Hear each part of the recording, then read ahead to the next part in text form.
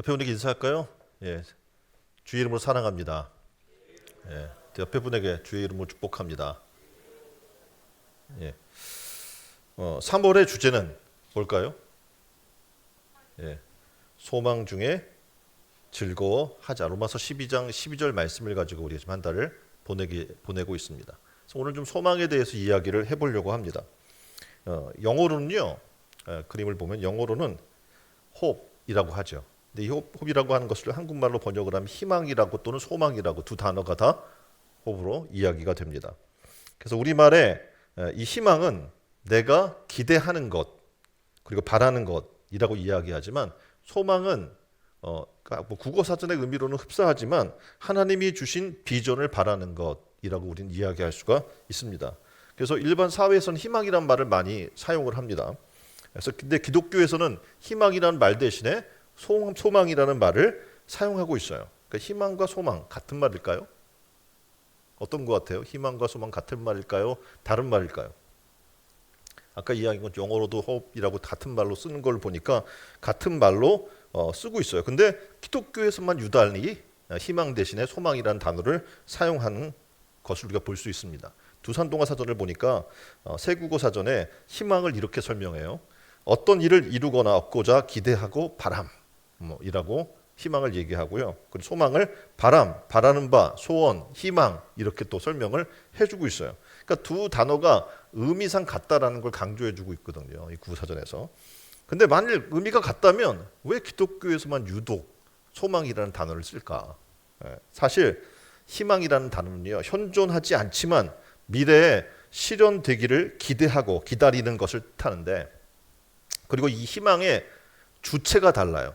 희망의 주체가 사람이에요. 희망의 주체가 뭐라고요? 사람. 따라서 사람이 어떤 것을 희망을 하지만 그 사람이 바라는 것이기 때문에 그것이 이루어지지 않을 수 있어요. 맞습니까? 그것이 이루어지지 않을 수 있다는 거예요. 말하자면 희망한다고 해서 반드시 그것이 미래에 보장된다는 것은 없다라는 얘기입니다. 하지만 성경에서 사용하고 있는 이 소망은요, 희망과 다른 차원의 의미를 갖고 있습니다. 왜냐하면 성경에 따르면 이 소망이라고 하는 것은 삼위일체 하나님의 사역과 관련돼서 설명이 되고 있기 때문에 그렇습니다. 그러니까 소망의 근원과 주체는 사람이 아니에요. 다시 말해서 하나님이시라는 거죠. 그래서 소망의 내용은 하나님의 약속이에요. 하나님이 이렇게 우리와 하신 약속에 대한 내용이 담겨져 있고, 이 약속은 예수 그리스도 안에서 이미 부분적으로 성취되어 있죠. 그래서 우리의 소망이 뭐냐면 이 땅에 우리는 한 번 죽는 것은 사람에게 정하신 것이 심판이 있고 결국 영원 사망에 이르게 되어 있거든요. 근데 예수 그리스도를 통해서 어떻게 그를 믿는 자는 멸망치 않고 영생을 얻게 한다는 놀라운 소망 가운데 우리가 들어가게 됐고, 예수 그리스도를 보내주셨고 믿는 자는 그 일들이 이루어지고 있는 거예요. 그래서 부분적인 성취가 이루어졌고요. 또 이 일들이 계속해서 어떻게 해요? 완성돼 가고 있다는 얘기입니다. 성령은 하나님이 주신 선물인데 예수 그리스도 안에서 이미 성취됐어. 다시 말해서 예수 그리스도께서 부활 승천하시면서 뭘 약속하시면 성령을 선물로 주겠다고 약속하셔서 성령이 우리 가운데 임하게 됐고, 그 성령께서 하나님의 말씀을 성취시키시고 그리고 소망을 우리 가운데 이루어 가시게 하시는 겁니다. 이처럼 성경에서 소망은 삼위일체 하나님과 관련된 사역이다라고 지금 이야기를 해줄 수가 있습니다. 여러분이 MZ세대라고 하는 용어를 많이 씁니다.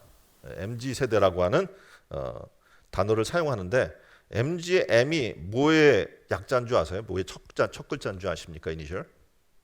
예? 밀레니얼이라고 하는 그 새천년이라고 하는 의미를 담고 있습니다. 그래서 새천년의 M이라고 하는, 그리고 G generation이라고 해서 그 MG라고 하는 것들을 붙여가지고 사용을 하고 있는 거거든요.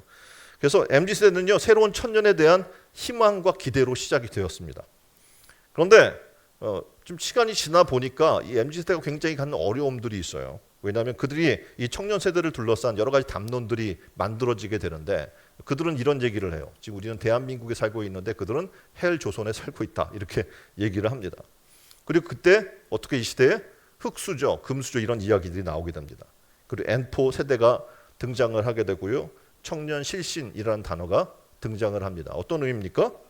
청년 실업 신용 불량자, 이게 두 개가 병합되어서 만든 신조어입니다.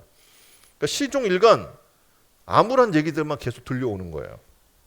어떻게 보면 청년 그러면 이 사회의 미래를 비춰주는 거울이라고 흔히들 말할 수가 있는데, 청년이라는 이 지금 MZ세대라고 하는 이 세대를 지금 이야기하면서 많은 사람들이 뭐라고 이야기하냐면 지옥도가 따로 없다라고 얘기할 정도의 시대를 우리 지금 살아가고 있습니다. 그러니까 20세기 플러스 21세기, 그러니까 디지털과 아날로그가 교차하는 그런 지점에 우리가 지금 이 MZ세대가 태어났고, 그리고 성장한 MZ세대는요, 희망 그리고 절망 이것의 변곡점을 경험한 최초의 첫 세대라고 이야기를 합니다. 또 하나 뭘 얘기하냐면 이 MZ세대는요, 부모 세대보다 가난해지는 최초의 세대이기도 하다라고 표현을 하고 있는 것을 보게 돼요.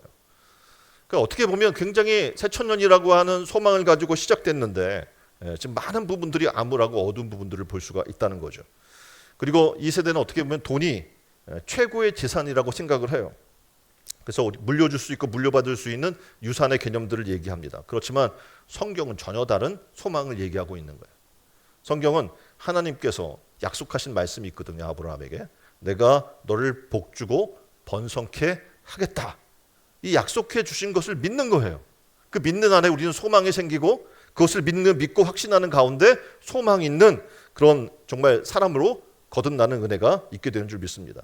놀랍게도 그것을 뭐라고 이야기하냐면 그 소망의 닷을, 그러니까 중심을 딱 잡아서 내려놓게 되면 우리 인생을 안전하게 지켜주고 그리고 확실하게 이끌어준 은혜가 있을 것이다 라고 우리에게 말씀해 줍니다. 그래서 오늘 19절 말씀입니다. 19절에 우리가 가진 소망은 영혼의 닷처럼 안전하고 튼튼하여서 그 소망을 통해 하늘 지성소의 커튼을 열고 그 안에 들어가게 한다. 오늘 본문은 그렇게 우리에게 말씀해 주고 있는 겁니다. 그래서 오늘 본문에서 이야기하고 있는 우리의 소망은 이 닷과 같다. 이 말씀을 통해서 우리가 좀 몇 가지를 살펴보려고 해요. 첫 번째는 왜 영혼의 닷이 소망일까? 왜 하필이면 소망을 영혼의 닷이라고 이렇게 표현을 해주고 있는 거지? 라고 하는 것을 좀 우리가 살펴보려고 해요. 닷이라는 것은 뭡니까? 닷은 그림에 보는 것처럼 해저에 이것을 내려놔요. 그래서 해저에 박히면 배를 고정시켜주는 역할을 하는 장비입니다. 그러니까 닷은 배를 움직이지 않게 한다는 작용하는 그런 의미에서 지금 소망과 연결된 단어로 자꾸 사용이 되거든요. 그러니까 다시 바람과 풍랑에서 배를 제자리에 머무르게 하죠. 바람이 불고 풍랑이 불어도 이 배를 떠내려가지 않게 중심 잡아주고 고정시켜주는 역할을 다시 한단 말입니다. 동일하게 소망은요, 세상의 풍파와 유혹으로부터 성도를 주님 안에서의 신앙으로 그 위치를 떠나지 않게 하고 그 자리를 지키게 하는 그런 역할을 한다는 거예요. 소망이. 비록 그 자체는 물 밑에 지금 내려가잖아요. 내려가면 내려져서 보이지는 않아요. 근데 그대로 박혀 있으면 바다 위에 바람이 불고 풍랑이 몰아친다고 해도 배는 떠내려가지 않고 튼튼하게, 견고하게, 그리고 안전하게, 확실하게 제 자리를 지킬 수 있음을 얘기해 주고 있습니다. 지금 그림은 그거예요. 우리 인생항에 이런저런 잔물결과 풍랑들이 부딪혀 오는데 방황하는 세상 속에서 우리의 다시 말해서 하나님을 섬기기 위해 우리가 알아야 할 7가지 실제 우리 현장에 닥치고 있는 문제들에 대해서 얘기를 해주고 있거든요. 그 첫 번째는 그거예요. 실직. 지금 2017년에 조사하니까 2억 명의 실직자가 있고요. 사업에 수많은 실패자들이 있다라고 이야기를 합니다. 진하게 실패하는 사람들이 또 있어요. 그래서 그런 것들을 통해서 우리의 어떻게 해요? 삶이 막 흔들리는 거예요. 도덕성의 변화로 이혼이 급증하게 되고 가족 간의 불화가 우리의 인생을 표류하게 하는 그런 일들도 일어나게 됩니다. 자기 자신에 대해서 낙심해요. 내가 이거밖에 안 돼? 낙심하게 되고 불안 때문에 삶에 대해 거부하고 스스로 목숨을 끊는 사람들이 굉장히 늘어나고 있는 것을 우리는 목격하게 돼요. 뿐만 아니라 현재 종교가 없다라고 말하는 사람들이 지속적으로 늘어나고 있다고 이야기를 합니다. 하지만 이러한 아무리 바다 위에서 이런 풍랑이 불고 파도가 치더라도 우리의 영혼의 닷만 정확히 그리스도 안에 내려져 있으면 우리는 흔들릴 필요가 없다라고 지금 얘기해 주는 겁니다. 그러니까 천국 소망, 우리에게는 이 천국 소망이 있다는 거예요. 옆에 분에게 물어볼까요? 천국 소망이 있습니까? 천국 소망이 있으면 그 어떤 세상의 풍랑도 유혹도 우리를 흔들 수 없다는 거예요. 어떤 것이 우리를 두렵게 해도 두려울 필요가 없어요. 왜냐하면 오늘 죽어도 하나님의 나라가 할 사람들인데 뭐가 두렵겠어요? 아쉬울 것도 없어요. 이 세상엔 두 종류의 사람이 있습니다. 하나는 자신을 믿고 사는 사람이 있고 또 하나는 하나님을 믿고 의지하는 사람이 있습니다. 자신을 믿고 사는 사람은요, 당연히 어떡합니까? 인간은 연약하기 때문에 자기를 의지하고 믿고 살아가 나갈 수가 없어요. 그러다 보니까 어떻게 해요? 우상을 만들어요. 돈을 때로는 우상을 만들기도 합니다. 그래서 행복의 이유도 돈이라고 얘기하고 불행의 이유도 돈이라고 하는 사람들이 있습니다. 왜냐하면 그들의 소망은 재물에 있기 때문에 그렇습니다. 하지만 그 인생의 소망으로 삼아왔던 그 재물이 우리의 영혼까지 지켜주지는 않는다는 거예요. 끝까지 가지 않는 거예요. 죽으면 그 재물도 끝나는 겁니다. 우리는 기억해야 할 것이 있습니다. 왜냐하면 우리는 언젠간 죽음을 대하게 된다는 거죠. 옆에 분에게 얘기해 주세요. 언젠간 당신 죽습니다. 안 죽을 거예요? 여러분이 원하든 원하지 않던 여러분은 언젠간 하나님 부르시면 가야 합니다. 누가복음 12장 16절로 21절에 어리석은 부자의 이야기가 나옵니다. 그림에 보이는 것처럼 이 어리석은 부자는요, 곡간을 크게 짓고 곡식과 물건들을 거기에 쌓아두고 이렇게 고백해요. 야, 내가 이제 이렇게 수고했으니까 여러 해 쓸 물건들을 많이 쌓아두었으니 이제부터는 편안히 쉬고 편안히 먹고 편안히 마시고 즐거워하자라고 평안과 쉼과 즐거움의 근거를 하나님이 아닌 재물에 두었어요. 근데 하나님께서 찾아오셔서 이렇게 이야기하는 거예요. 이 어리석은 자요, 오늘 밤 내 영혼을 불러갈 텐데 내가 의지하던 그 재물이 누구의 것이 되겠느냐라는 질문을 하는 거예요. 누구의 것이 돼요? 자기 건 아니에요, 분명히. 그렇죠? 죽으면 끝인 거예요. 그 재물은 아무것도 아닌 거 사라져 버리는 거예요. 하다못해 자녀가 없으면 정부에 기속돼요. 그러니까 아무 소용이 없는 거예요. 근데 그걸 위해서 평생을 노력하고 땀 흘리고 이제 좀 쉬어보려고 하는데 하나님이 영혼을 불러가면 아무 소용이 없음을 이야기하고 있는 겁니다. 지금도 우리는 어리석은 부자 같아요. 그래서 언제 죽을지를 모른다고 생각을 하기 때문에 이제 우리가 남은 인생을 80, 100세까지 이야기한다면 노후를 살아야 되는데 우리가 어떻게 살아야 하지? 라고 생각을 하고 사는 사람들이 있어요. 그래서 저금 통장, 그리고 자녀를 잘 키워서 돈 잘 벌 수 있는 자녀로, 그리고 건강, 이런 것에 소망을 닷을 내리고 살아나간 사람들이 많습니다. 지금 우리는 어디에 소망의 닷을 내리고 살고 있습니까? 나이 들어 몸이 쇠약해지면 많은 사람들이 병원을 의지해요.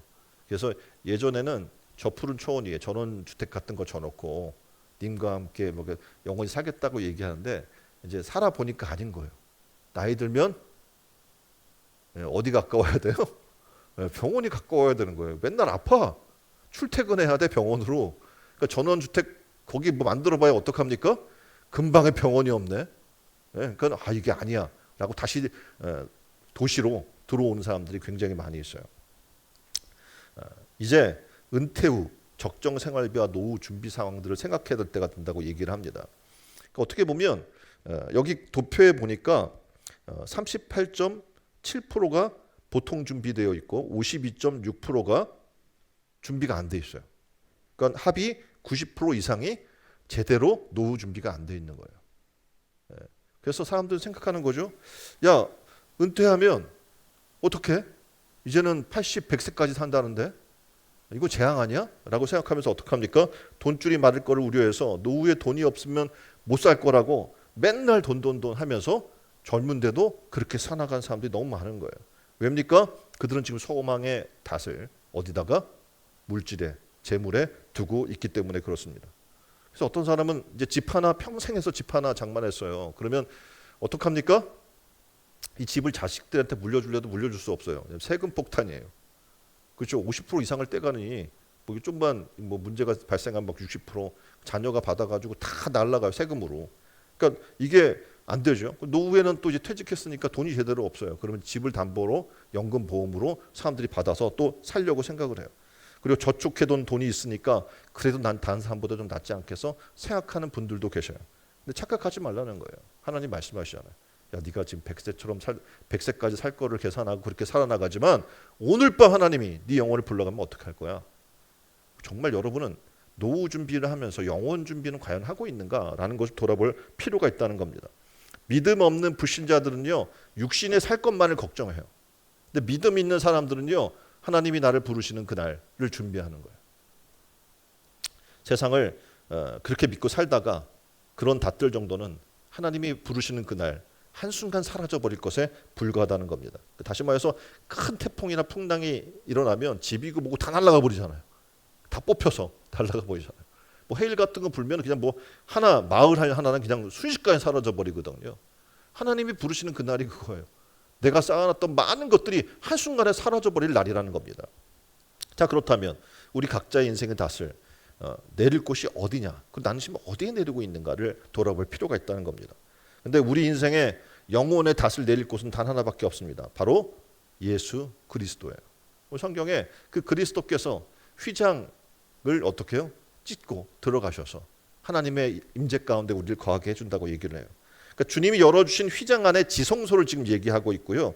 저 천국의 소망의 천국에 이르기까지 바로 이 교회를 중심으로 말씀의 성취를 이뤄나가는데 인내로 이뤄나가고 믿음으로써 그 소망을 더욱 굳건히 지키는 자에게 확실한 약속 그리고 풍성한 기업으로 우리에게 주실 것을 약속해 주고 있는 겁니다.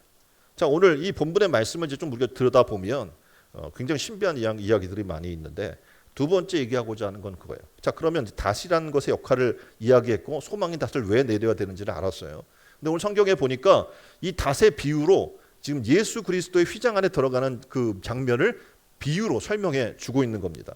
두 번째, 감춰져 있는 닷이 소망이라고 얘기하고 있는 거예요. 자, 현 세상은 험난한 바다와 같고 영혼은 그 위에 띄어진 배와 같아요. 영혼의 소망은 그 배의 닷과 같다라고 지금 오늘 성경은 비유로 설명해 주고 있는데 본문에서 이 닷 그 자체는요, 그림을 보면 물 밑에 내려서 보이지 않는다는 사실에 우리가 주목하면서 다시 물속에 들어가서 감춰져 있는 이 모습이 예수님께서 우리보다 앞서서 휘장 안에 들어가신 그 모습에 비유되고 있는 거예요. 다시 말하면 이 휘장은 성소가 있어요. 그리고 지성소를 구분하는 천을 의미합니다.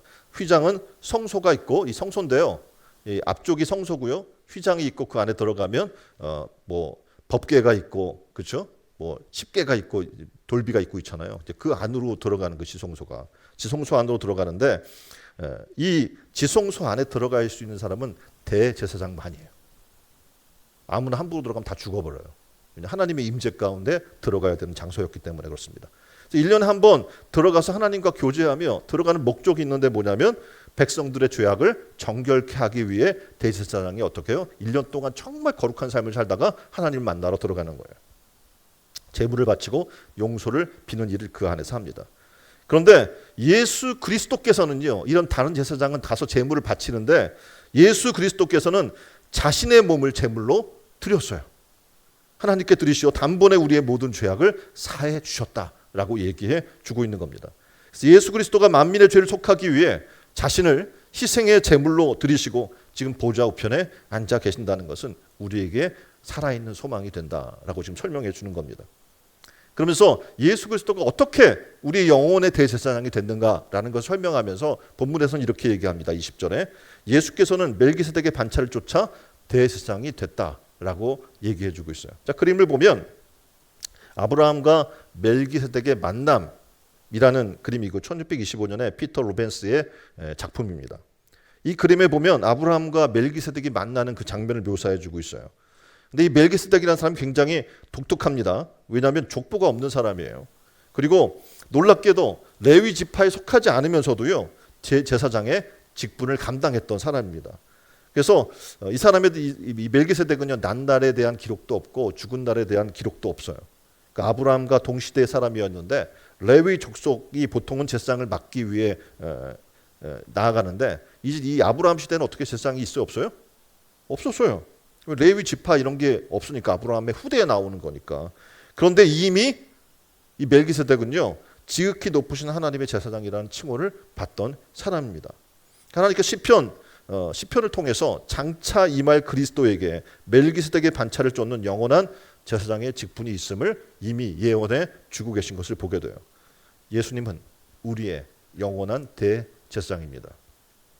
그는 우리의 연약함과 우리의 죄를 위해 십자가에 달려 죽으시고 우리의 죄를 대속해 주시고 또 하나님 앞에 우리를 대변해 주실 변호사인 것을 우리에게 얘기해 주고 있어요.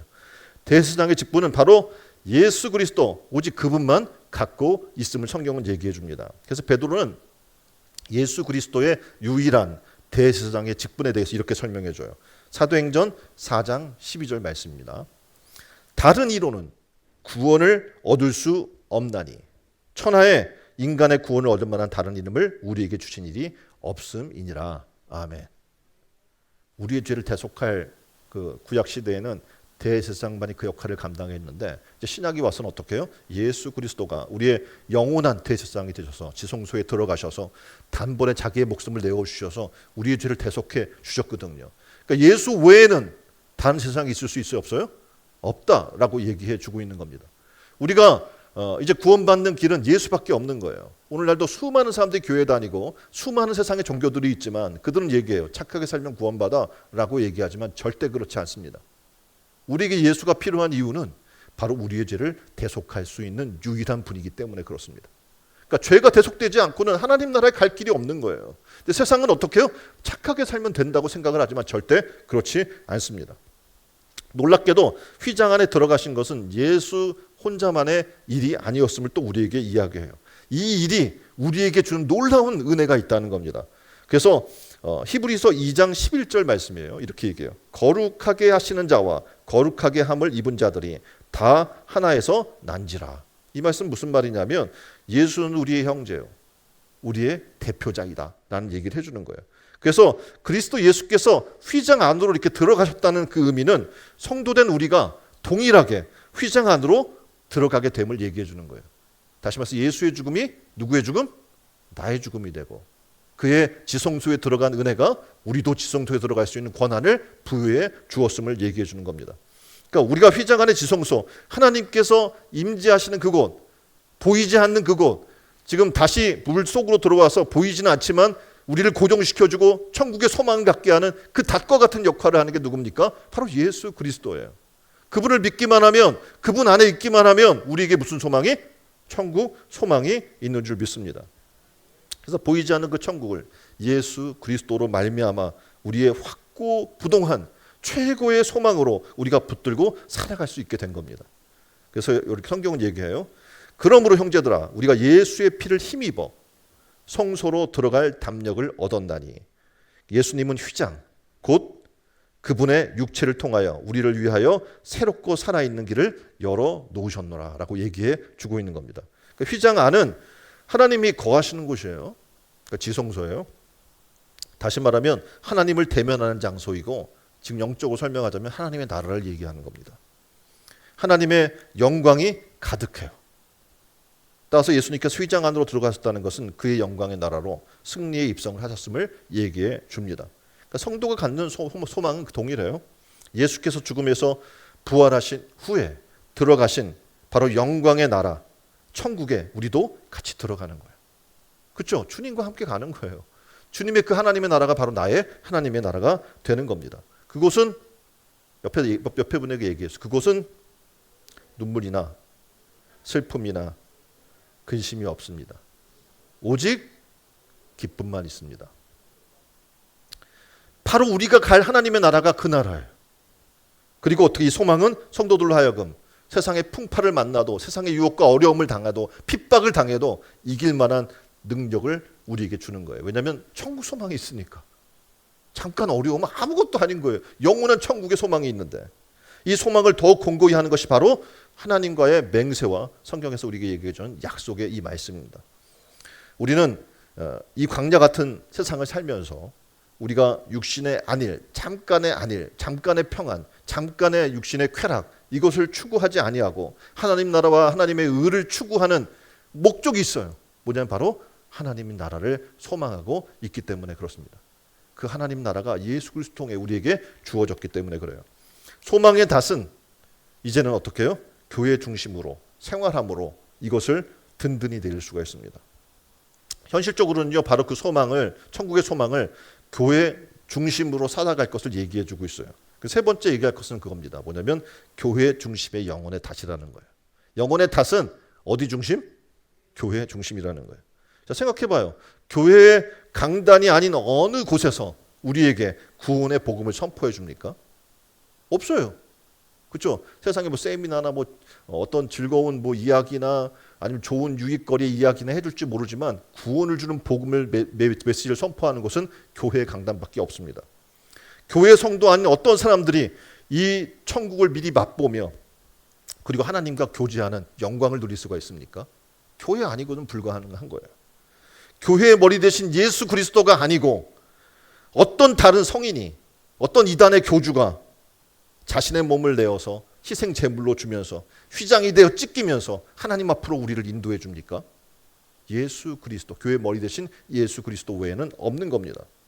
교회만이 이 세상에서 우리의 영혼의 닷을 내릴 만한 가장 안전한 포구임을 성경 계속해서 우리에게 얘기해 주는 거예요. 교회야말로 하나님께서 임재하시는 지성소이며 죄인을 예수 그리스도의 십자가의 공로로 통해서 천국으로 이끌어들이는 구원의 통로가 됨을 말씀해 줍니다. 그러니까 신앙생활을 하다 보면요, 하나님 말씀을 들어요. 그런데 때로는 회의가 들어오기도 하죠. 왜냐하면 이 말씀을 듣는데 천국의 삶과 이 땅의 삶이 너무 괴리감이 느껴지는 거잖아요. 정말 그렇게 살 수가 있어? 하나님의 나라가 우리 가운데 임했다는데 내 삶은 그렇게 즐겁지도 않고 소망도 없고 막 어둡고 막 이런데? 하고 때로는 그런 괴리감이 올 때가 있어요. 또 하나님의 자녀를 보호하시고 필요한 걸 공급해 준다고 하는데 나는 보호받는 것 같지도 않고 필요한 것을 받지도 않는 것 같은데 하고 하나님의 약속을 믿지 못하는 경우도 생길 수가 있습니다. 아무리 믿음이 있는 사람이라고 하더라도 이것을 지속하기가 굉장히 어려운 거예요. 그때 우리가 가져야 할 것이 있는데 뭐냐면 하나님의 약속에 대한 확신입니다. 아까 말씀드린 것처럼 이 소망의 닷이라는 게 뭡니까? 이 영혼의 닷이 뭐예요? 소망을 준다는 게 이게 지금 아래로 내려서 비록 보이지 않는 곳에 딱 걸어놓고 있으면 밖에서 풍랑이 불고 태풍이 불고 파도가 쳐도 이 배는 떠내려가지 않고 자기 자리를 탁 지켜주듯이 하나님의 약속, 천국 소망의 약속을 붙들고 있는 자는 흔들리지 않고 떠내려가지 않는다는 거예요. 이 약속의 말씀을 붙들어야 하는 거예요. 신앙과 영혼을 위협하며 시험할 때 우리는 붙들어야 될 것이 있는데 뭐냐, 바로 하나님의 약속의 말씀인 줄 믿습니다.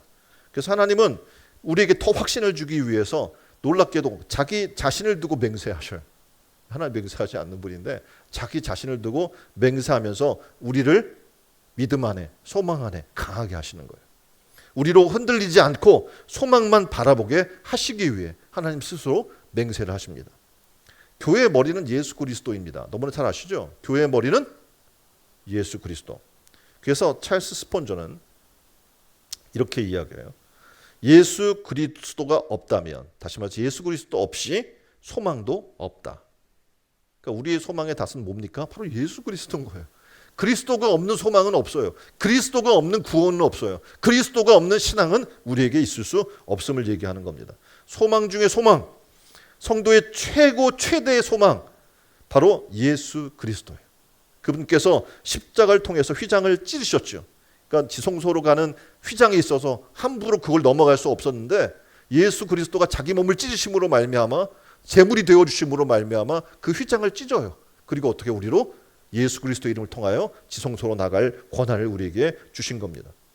놀랍게도 예수님은 십자가를 통해 휘장을 찢으심으로 길을 열어놓으셨다고 성경은 얘기해요. 바로 천국 소망의 길. 오늘 우리는 환난과 어려움을 당합니다. 때로는 유혹도 당하고 시험도 당합니다. 그럼에도 불구하고 우리를 소망의 천국에 이르게 하는 것은 예수 그리스도임을 믿으시길 바랍니다. 자, 그렇다면 네 번째, 이 영혼의 닷을 어떻게 내려야 할까요? 이 영혼의 닷을 내릴 수 있는 방법이 있어요. 자, 거친 바다에 깊은 밤, 배는 이 닷 하나에 의지해서 떠내려가지 않고 파손되지 않게 잠깐 정박하는 거예요. 왜냐면 어디 뭐 의지할 데가 없잖아요. 껌껌하고 깊은 밤이고 뭐 별 하나 비치지 않는 밤이에요. 그러면 어디로 가야 돼요? 방향을 모르잖아요. 그럼 잠깐 정박해야 되거든요. 그럼 어떻게 닷을 내리는 거예요? 근데 이것을 잘 닷을 내리는 아는 방법을 잘 알아야 제대로 닷을 내릴 수가 있습니다. 그 첫 번째는 좋은 장소에 닷을 내려야 한다는 겁니다. 어떤 장소에? 좋은 장소에. 성경은 계속 좋은 걸 얘기해요. 밭도 좋은 밭에 씨를 뿌려야 되는 거예요. 그 장소가 좋아야 돼요. 그러니까 바위가 많은 곳은 다시 들어갈 수 있어요? 없어요? 없어요. 퉁 튕겨 나가겠죠. 자, 그러면 질척질척한 진흙은 어때? 탁 하면 쓱 밀려나가겠죠. 그럼 뭐가 더 좋냐? 제일 좋은 것은 다시 좀 파들어가서 가라앉은 그런 진흙 섞인 모래밭. 예? 그러면 어떻게 탁 들어가서 꽂힌대요. 그럼 어떡합니까? 움직이지 않게 거기 딱 자리에 받칠 수가 있겠죠. 17절에 보면 이렇게 이야기를 해줘요.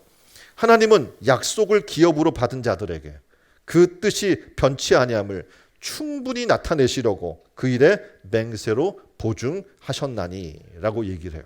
하나님께서 우리에게 소망 주려고 흔들리지 않게 하려고 맹세로 이것을 보증해 주셨다는 거예요. 그러니까 세상에서 어떻게 보면 선서를 해요. 법정에 가서. 그러면 그 선서한 맹약한 거 하나만으로도 어떻게 해요? 최종 판결을 결정지을 만큼 엄중해요. 하물며 온 우주 만물을 창조하시고 우리를 지으신 그분께서 맹세하셨다면 이거는 뭐 확실한 게 이건 뭐 의심할 여지가 없는 거죠. 자, 그러면서 뒤에 이어지는 18절에 이렇게 말씀합니다.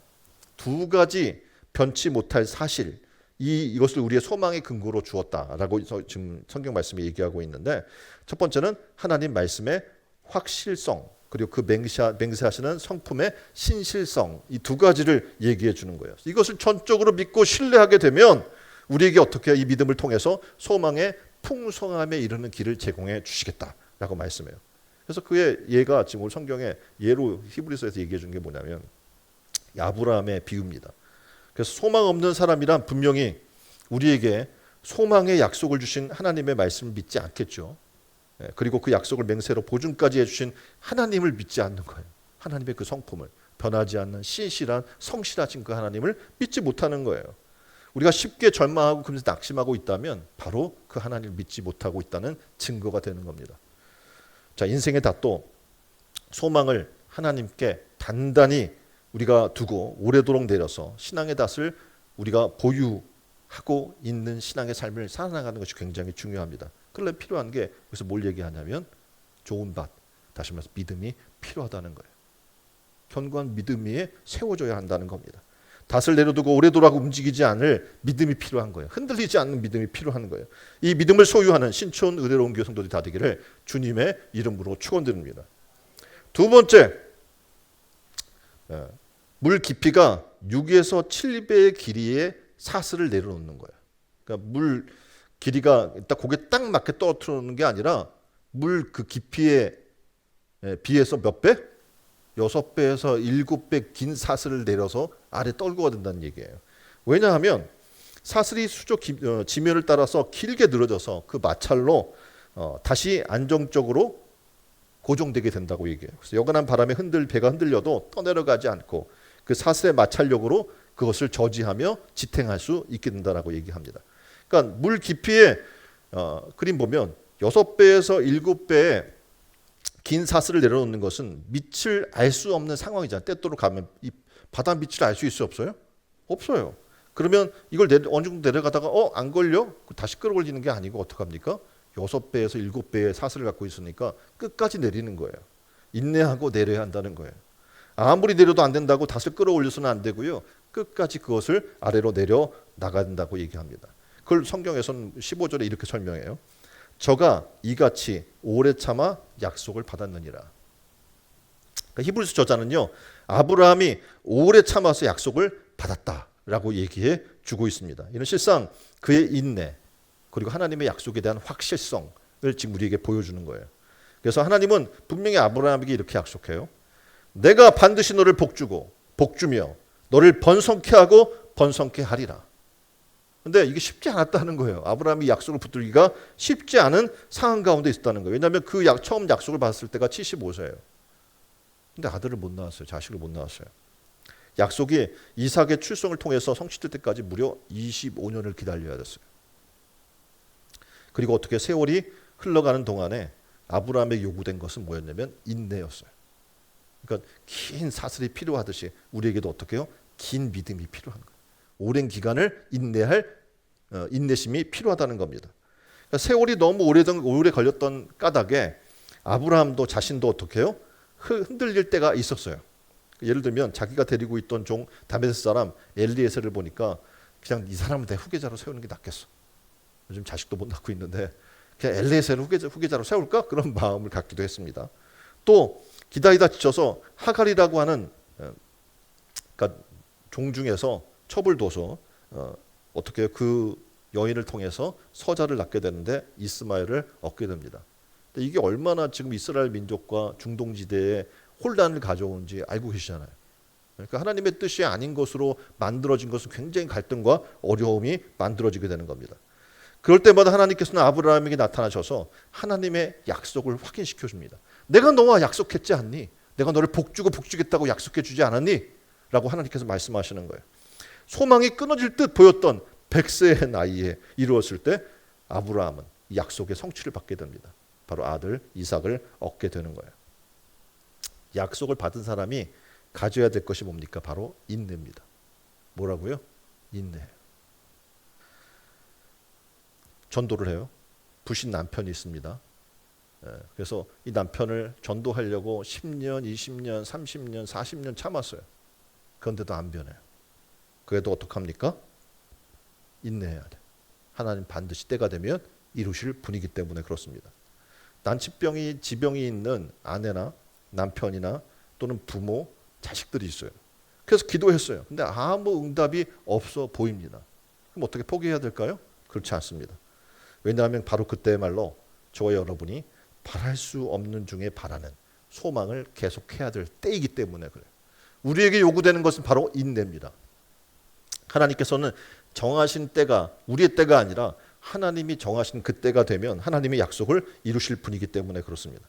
지금 약속을 받은 성도는요, 주님의 능력과 그의 신실함을 믿어야 합니다.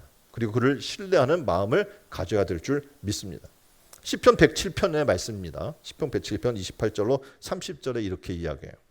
이에 저희가 그 근심 중에 여호와께 부르짖음에 그 고통에서 인도하여 내시고 광풍을 평정히 하사 물결로 잔잔케 하시는도다. 저희가 평온함을 인하여 기뻐하는 중에 여호와께서 저희를 소원의 항구로 인도하신도다. 아멘. 인생의 항로에서 최종의 항구가 있는데 바로 영원한 항구, 소원의 항구로 우리를 인도해 줄 것을 얘기해요. 인생의 항해사이신 예수 그리스도께서 우리의 인생의 삶을 인도하길 원해요. 내가 노를 젓는 게 아니라 주님께 맡기는 거예요. 그러면 어떻게 해요? 우리를 소원의 항구로 인도하실 줄 믿습니다. 자, 2024년도 벌써 이제 3월을 맞고 소망으로 즐거워하자고 기뻐하자고 우리가 지금 얘기하고 있는 이 달을 살아나가고 있습니다. 여러분은 어떤 소망을 갖고 있어요? 아까 이야기한 것처럼 세상에서 말하는 희망입니까? 아니면 하나님이 주체인 소망입니까? 우리가 이 땅을 살다 보면 나도 모르게 우리 인생에 다시 말해 내 자신을 원하는 그런 희망을 꿈을 꾸고 살 때가 많이 있어요. 근데 하나님이 원하시는 소망이 있어요. 소망은 어떡합니까? 우리를 영원한 복으로 인도하시는 줄 믿습니다. 그래서 이 시간에 우리가 구할 것은 하나님의 나라입니다. 그의 나라와 그의 의입니다. 하나님, 지금껏 우리는 세상에 썩어질 것, 잠시 있다 사라져 버릴 것, 있다가 잠깐 폈다가 지는 그런 들의 꼴과 같은 그런 삶을 소망했습니다. 근데 이제 하나님 나라를 소망하길 원합니다. 그리고 우리 인생을 소망이 되시는 예수 그리스도의 그 탓으로 포구에 내려놓기를 원합니다. 그리고 하나님의 놀라운 은혜 가운데 우리가 우리의 자리, 사명의 자리, 신앙의 자리를 지키기를 원합니다. 그걸 놓고 우리 다 같이 함께 기도했으면 좋겠어요. 우리 한 목소리로 기도합니다.